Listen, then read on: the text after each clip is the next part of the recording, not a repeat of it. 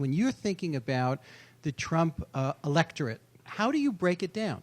Who is voting for Trump and why? We hear about globalization and the losers in globalization. We hear about white supremacists. We hear about all kinds of pockets. How do you sort of add it up, and sitting here in Midtown Manhattan, where the support is lesser, I would guess, how do you make sense of it? I think it's complex. I think there are layers to it.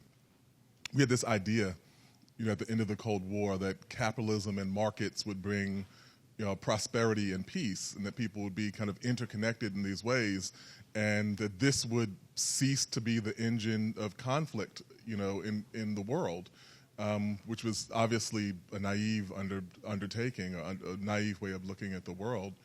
And we kind of seen the way that nationalism and kind of nationalist populism are resurgent in the face of that this is something that wasn't going to just be a blanket cure-all to these kinds of things. And talking to Trump people, the first person, and I should say this, the first person who told me they were voting for Trump was an African-American cop in Newark. So it wasn't the people who I was talking to in Charleston, or people I was talking to in Dallas, or any of these other kind of outposts where things have kind of exploded. And he was a person who kind of felt like Trump represented what he said explicitly at the convention, this kind of law and order idea that things had gotten out of control, irrespective of what the data will tell you about crime or about the economy or any of these other things. And so I think that there's something that he appeals to in this sense of people who feel like they've gotten the raw end of things, or that things are much worse than they are. On the other side of it, I do think that there's the kind of explicit white nationalist appeal that Evan wrote about.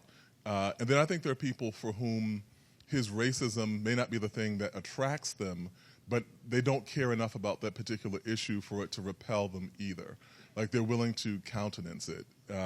And I had this kind of moment of revelation, I think this was in Dallas, where I was thinking, like, Trump is, to this set of people, he's like their Malcolm X. He's like the person who is speaking back to the oppressive forces. And there's also that data point that, is scary, in which you saw that at the beginning of Obama's term.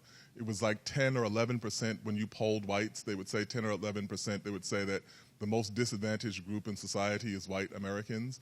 And then that has like shot up to where you're seeing in some polls 40+% of the people who they poll are saying the most disadvantaged people in society are white Americans. I think that's how we get Trump. Like, it was a movement waiting for its demagogue.